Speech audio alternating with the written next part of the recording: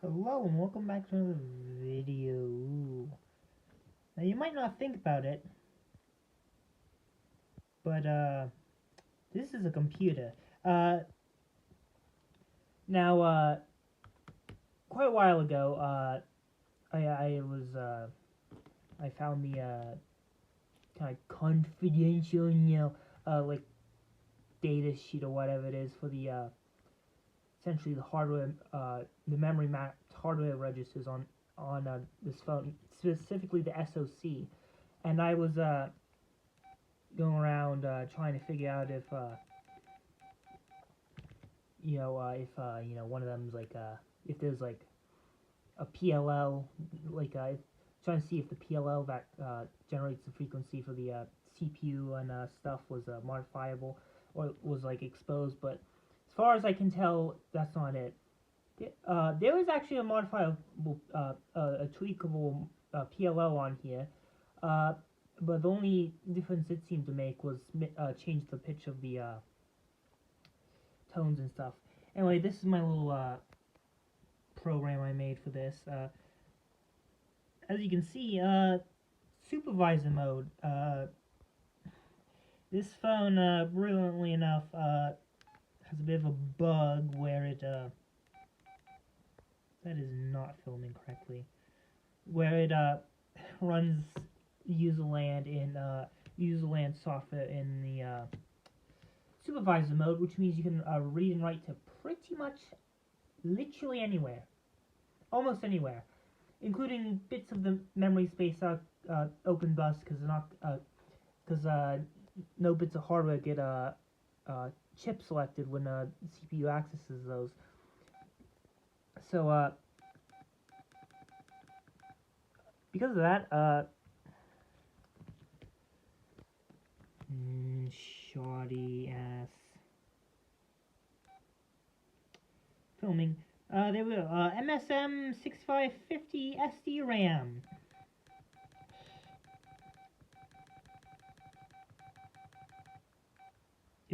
And yes, folks, you can on the LG 306G you can overclock the RAM.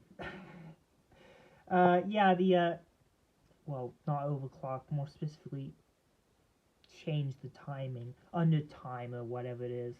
So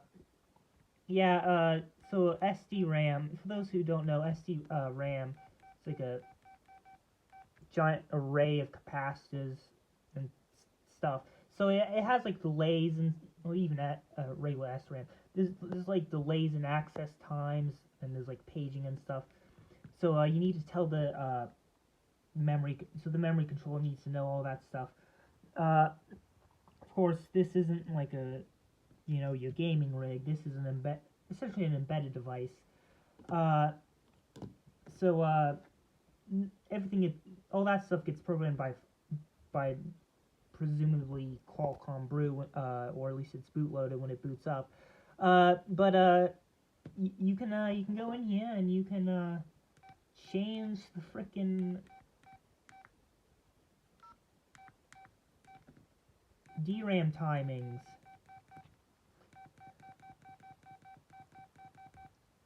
And honestly, it's pretty quite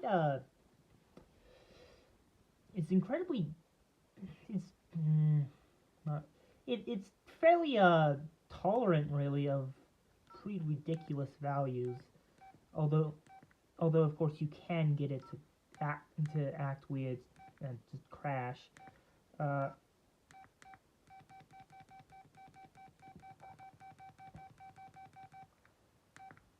if you're wondering why the GUI looks like, well, this ridiculous mess, it's because developing software for Qualcomm Brew is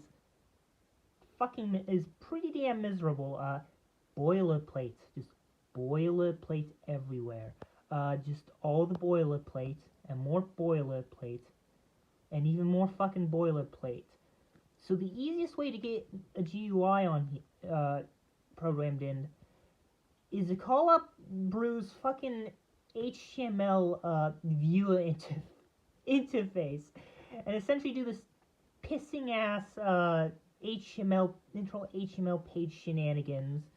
Just use printf and use sn printf functions everywhere in order to update to fill in things in the GUI, and it's awful.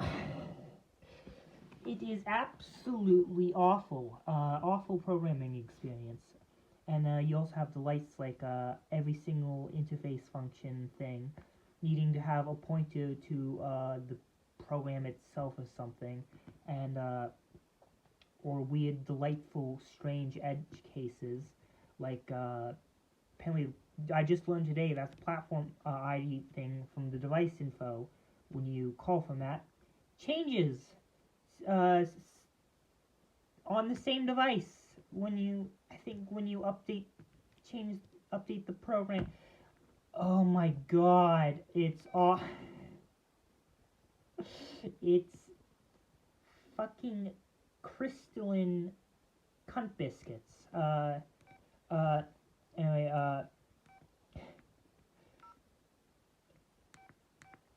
yeah, there are like built-in stuff like alert pop-ups and stuff, but those are kind of honestly seemingly more of a pain in the ass to use. What else is there? I'm getting off topic. That can be saved for the non-existent, never to be uploaded Qualcomm Brew ranting video.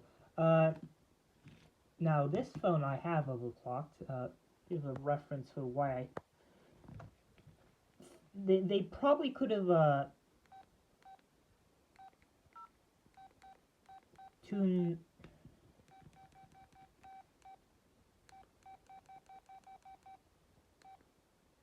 There we go.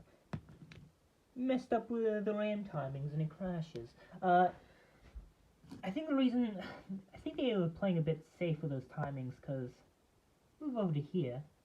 I've overclocked this phone in the past by like desoldering the little crystal oscillator and soldering a new one. Fun fact: the leads on a crystal quartz oscillator resonator, signals on them are surprisingly tolerant of having relatively ludicrous lead lengths on them, and yeah, this phone was stable. It just sped up literally everything, including stuff like media playback, because you know frequency synthesis. So yeah, that's a little interesting thing about these phones. About at least this phone. There are I think I think that supervisor thing is bug thing is actually a